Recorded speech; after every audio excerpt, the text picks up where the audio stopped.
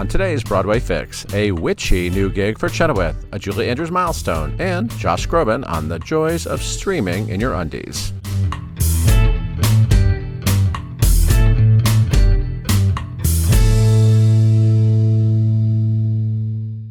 Happy Wednesday. I'm Paul Wontorek, and this is the Broadway Fix for September 30th, 2020. I'm talking to the one and only Josh Groban later in the show, but first, let's do some news. Tony winner Kristin Chenoweth shared on Twitter the exciting news that she's joined the film cast of Roald Dahl's The Witches, led by Anne Hathaway. Robert Zemeckis is directing a cast that also includes Octavia Spencer, Stanley Tucci, and Chris Rock. No word yet on Chenoweth's role, but after her time in Oz, she knows a thing or two about witches. The great recording star Helen Reddy, who won a Grammy Award for the 70s feminist anthem I Am Woman, died yesterday at the age of 78. She also had hits like Delta Dawn and Ain't No Way to Treat a Lady, and even acted on Broadway. Reddy headlined the musical Blood Brothers for 4 months in 1995, playing tragic Mrs. Johnstone and making audiences weep with the power ballad Tell Me It's Not True. Finally, some London news, both good and bad. The hilarious The Play That Goes Wrong will return to its home of 6 years at the Duchess Theatre on November 19th with COVID-19 safety procedures in place. On the flip side, Agatha Christie's The Mousetrap has canceled plans to restart performances on October 23rd. But producer Adam Siegel promised The Mousetrap will be back. I'm Caitlin Moynihan, and here are the top 3 to see. The Boys Are Back. Ryan Murphy's film adaptation of Mark Crowley's groundbreaking play, The Boys in the Band, is officially available on Netflix. Telling the story of a group of gay friends in 1968, director Joe Mantello reunites with the entire Broadway company. The accompanying documentary short, The Boys in the Band, Something Personal, is also now available to stream. Tonight at 7:30, Tony winner Len Cary was ringing in his 81st birthday with Broadway and the Bard, an evening of Shakespeare and song. The 80-minute celebration will feature the melding of superb soliloquy and memorable song. The live stream benefits the Actors Fund and will be available on their YouTube channel. Everyone's talking Gloria. The Glorias, Julie Taymor's Gloria Steinem biopic, is now available on Amazon Prime. Featuring Alicia Vikander and Julianne Moore as a title heroine at different parts of her life and Bette Midler as Bella Abzug, The Glorias has a screenplay by Taymor and playwright Sarah Rule. I'm Beth Stevens, and it's time to get homeschooled about what happened on September 30th, 1954. On that day, The Boyfriend opened on Broadway, starring a young newcomer named Julie Andrews. Andrews was just 1 day shy of turning 19 when she took the stage at the Royal Theatre and made her Broadway debut. She went on to become one of the most celebrated musical theater stars of all time. The Boyfriend, which was a hit in London before landing in New York, was written by Sandy Wilson and inspired by the Roaring Twenties. It's a lighthearted spoof set in the French Riviera. The musical comedy centers on Polly Brown, played by Andrews, an English heiress on a quest to land, wait for it, a boyfriend. It features a catchy score, a plot filled with mistaken identities, and, of course, a happy ending.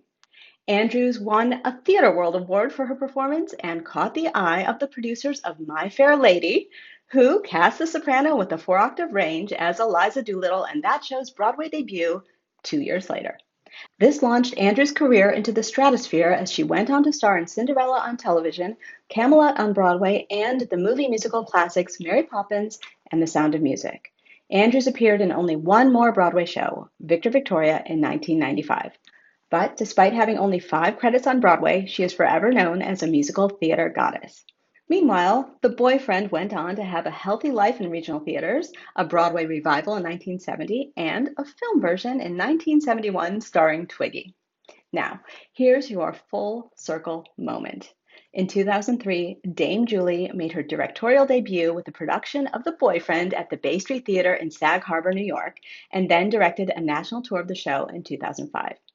We cannot confirm or deny whether Julie Andrews landed a boyfriend during the run of the show, but Broadway definitely got a new sweetheart.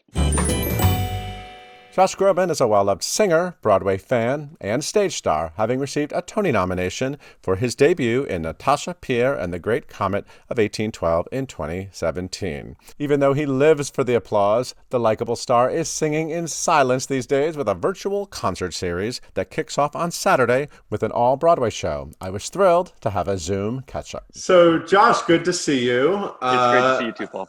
I hope you're doing well. I know this is a trying time for everybody. Yep. But you are immersing yourself in a lot of music and a lot of concerts, which is exciting. You did one of the first big sort of at-home concerts back in June. You were one of the first big artists I heard do something like that. So yeah, I guess that was a great experience for you. it was. We learned a lot. So much of interesting creative output comes from necessity, and this has certainly been a very trying time, a very interesting time where a lot of people who are in the performing arts, and my heart has been broken for all my friends and family in the Broadway community and in the theater community who are also trying to figure out how to best express themselves, as we all are, in a world where we can't have what we all most love about the theater and love about live performance, which is the communal sharing and the love that goes back and forth. So we're as we all have been doing, sitting in our apartments or homes or bedrooms and thinking about how we can output, because whether we have a place or a stage to perform on or not, those of us that are lucky enough to be in this job, we all still need the output, whether it's in the traditional way or whether it's in some new way. And so it started with some Zoom concerts, and I was singing in my shower for a little bit, and just connecting with friends and fans and the ways that I could, just from the confines of my home. And at some point my manager said, I think that this is going to be a while, and we should start thinking about ways where we can really reach out to people around the world. And so we decided, kind of on a wing and a prayer, to do a live stream that we did in June. And we decided to just make it very broken down, and we would take requests and I would answer some questions as they were coming in real time, and thinking maybe 2 people will show up, maybe 1,000, who knows. And we wound up getting 63 countries tuning in. And even though for me it was very strange to not hear any applause at the end of it, which, as anybody who works with me knows, that's a way to really get my demons going, is to not hear the clapping. That was horrible. So I had to really imagine, hopefully people are, wherever they are, quietly enjoying this. And then afterwards, the flood of tweets and Instagram and everything, it meant a lot to me, it meant a lot to them. So we decided to do more, and we're going to keep doing it as long as people want to keep clicking on the link. So we're starting with a Broadway night, which of course you have to start with a Broadway night. You have to. I assume there'll be a lot from your Stages album, which, 5 years old, but it's a classic. A lot of great stuff to work with there. There will of course be some songs from that, because those were songs that I grew up with, and those were the songs that pulled me into the world of theater when I was in elementary school and high school. Every one of us who loves theater and loves Broadway, we all have those songs, and we all have those moments where we locked ourselves in a room and just sang at the top of our lungs. And so for me, doing Stages was finally, having the opportunity to sing with such brilliant arrangements. The Full Circle Pinch Me songs that were my songs that I would sing after school to stay sane. And so, the fact that the domino effect of releasing that album, and then the response that album got, and then immediately leading to an opportunity to finally make a Broadway debut, and then the year-long, most rewarding time in my career doing Great Comet of 1812 and making the friends and collaborative family that I made on that show. It was just such a special moment in my life to have had that first dream of mine. It continues to be my first dream. I miss theater so much. Come to life on an album like that, and then throughout. So there will be some songs on stages. So many of these live stream concerts are also very fan request oriented, because we definitely wanted people to chime in the comments, and I want to sing what they want to hear right now, especially. I always do, but and so there's been a lot of requests for stuff that is not on that album, and stuff that I've never sung before, and stuff that I maybe haven't sung in a really long time that's in the theatrical landscape. And so there will be other songs as well that aren't necessarily part of Broadway. And there may be a song or two from the new album, Harmony, that are Broadway songs that made it onto that album, Cool. because as we all know, those theater songs, they transcend so many different universes. So it'll be a lot of fun, and maybe some surprises as well. Well, we like surprises. So I assume there are certain songs, though, even if all the fans wanted you to sing, I'm assuming sometimes you're just like, guys, I can't sing that. I mean, the fans don't completely control what you do. They do now.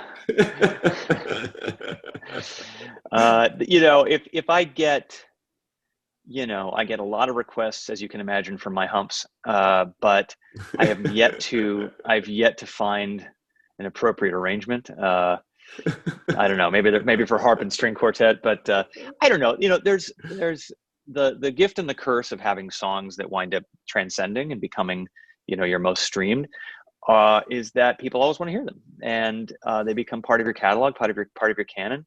When I did my Stages tour, though, the interesting thing was that I really made the creative decision to just, when I did that tour, make it about theater, to make it a night of songs of the theater. And, we did it with more intimate venues, and we kind of said, I know there might be a few people out there that are going to want the X, Y, and Z kind of hit songs or whatever, but, this is what this album is, and this is what this is going to be. And I'm thinking, maybe I'm getting myself into trouble here. You don't want to break the cardinal rule of don't sing your hits in the encores, whatever. Right. But honestly, it showed me, and these live streams are doing that as well, just how wide of an influence and breadth of listening knowledge my fans actually have, and they want to hear different things, and they're actually not the kind of fans, thankfully, that are going to kick and scream about not hearing one or two songs that are have been ubiquitous for many years. So some of those may trickle in. We'll see what the set list winds up finally being, but it doesn't necessarily have to be that, because a lot of the times, and especially the fans on a show like this one, where maybe some of these fans who are going to be watching the Broadway night only became fans of mine from my time on Broadway. Sure. It gives me a chance to play a little bit more than if I were doing just, the songs from my catalog, for instance. Mm-hmm. So you'll do some Elphaba, some Rizzo. We have to do some miscast on this thing. Yeah, come on. And you have a Christmas concert too. You're ending with a Christmas concert. That's exciting. Yeah, so we'll be doing the Broadway show to kick things off, as we must. And then we'll be doing songs from Harmony and beyond, songs from my whole catalog. And then I'm going to be doing, which I can't believe I'm saying this, but it's my first Christmas concert. Yeah. I think when my album Noel came out in 2007, it was such a juggernaut, unexpected juggernaut. It became the #1 album in any category of that entire year. And so when you have an album that you're not expecting to do all that well become the biggest album of your career in that moment, you kind of say to yourself afterwards, at least I do, because I'm an overthinker, well, it's time to change chapters, time to maybe turn the page and move right along. Right. And so I kind of said, I don't really want to do a Christmas tour. The opportunities just didn't seem like the right moments. And so I kind of moved right along, and as now we've gone past now the 10-year anniversary of it, and it's felt like it's a good time to do those songs again, and to do them right now, when I think everybody, especially this year, so many families are going to be in different parts of the world. Right. This year, beyond any, I think, to have an opportunity to sing those songs in a way where everybody in their own virtual ways can actually gather the families from wherever they are, and enjoy these gorgeous songs. It's the first time I've done it with the entirety of the album of Noel and songs that I've recorded in the holiday catalog since then. And it's going to be a special night. I need it again. I need it for me, and hopefully people will be able to virtually gather. Hopefully, if they are all still together, in person, gather and enjoy. This is obviously difficult days for everybody. Watching the news and dealing with the shutdown and the lockdown and quarantine. I know you just lost your dog, Sweeney, beautiful dog. Do you find music? How does music help you get through these times? Is it an escape for you? And digging into projects like this, is this really sort of what you need to keep yourself going in a healthy way? I need it. It's my lifeblood right now. I think for so many people, both listeners and creators, it's one of the things that we can still enjoy to the fullest, as a way to calm our minds, to express ourselves in a way we didn't know we needed to. Mental health is a huge issue right now for so many people, young and old. There's been a lot of focus on the older generations, but for younger generations right now who are missing out on opportunities, on school, everybody's missing out on something right now. Right. And so on the one hand, there's a community of togetherness that the grading curve is that we are all in this together. But of course, we know that there are different levels of that and privileges in that, and different ways that people are coping, and different ways that people are trying to get through this. But one thing that is, I think, universal for all of those ways is music and is art. And that, now more than ever, we need to make sure that we support those foundations, that we support arts education in schools, that we support, arts as a job creator, as a brain reinvigorator and soul recharger. And so, so for me, it's been all of those things. To be able to write has been exceedingly therapeutic. I thought with Harmony that I was going to be making really just a covers album this time. I had written to my heart's content on my previous album. We did a big year-long tour for that. And usually I need a little more time to recharge the writing tank, and I want to take my time with that. And so I thought, this album, I'm just going to pick songs that I've wanted to sing forever, and fan requests and great arrangements, and just sing my face off. And of course, like, songs just came about. So this is going to be an album of covers with a couple of new original songs that are two of the most poignant that I've ever written. So so it's been life-saving for me, doing these live streams. The wonderful thing that I heard from people as they tweeted and stuff afterwards was just that, and the amazing symbiotic thing that happens is that, it is just as refueling to do it as it is to receive it. And so we all have a chance to be part of something that gives us that hour, 2 hours of respite from all the other things, because it is a really hard world right now. Everybody is feeling, trauma large and small from this year. And so, yes, long story long, it's been everything to me. And it's been very gratifying for me to know that it's also been a help to a lot of people who've been listening. So what's the dress code for watching one of your concerts at home? What just should we just be comfortable? What's the deal? I'm leaving to my imagination that everybody's wearing ball gowns and tuxedos during the concert. It's a real high class affair in my head. And clapping a lot of clapping. Clapping a lot. They got to take off the white gloves to clap. Absolutely. No, I'll be in a suit, and my band will look nice, but and we've got we're gonna try in the ways we can to kind of uptick the production value from the one in June to make it an even better looking show. And as I said, musically, there's going to be some surprises as well. But at home, you get that link, you watch it however you choose. Nobody's judging.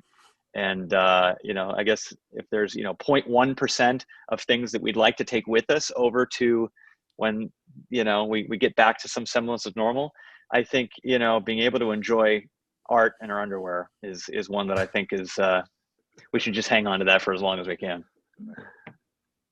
Final question. I know you're a big Broadway nerd, like we all are. If you could just make any show appear tonight, you can go put on your tux, you can sit in the audience, it's Dreamcast. Which show do you want to see? Oh man. I mean, this is kind of a softball answer, because I think a lot of my fans know my love for Stephen Sondheim. But I think so many of the themes in Sunday in the Park with George are so relevant to right now. The idea of just letting yourself notice the simple things, artistically taking things back to ground zero, and just taking it back to why we are here to begin with, and the idea of moving forward into uncharted territories as the second half begins. And so I never got to see Jake and Annalie do it. So I would want a double header. I would want to do like the Harry Potter play where you got to go 2 plays in one day. I would do the double header of, I would take myself back to the 80s and see Bernadette and Mandy, and then I would have a lunch break and get a beautiful lunch right in Midtown and some ramen, and then go watch them. Sonny the Bugger George is always the right answer. Always the right answer. I feel that way. Hope you got your Broadway fix. Join us for new episodes every Monday, Wednesday, and Friday at 1 p.m. See you next time.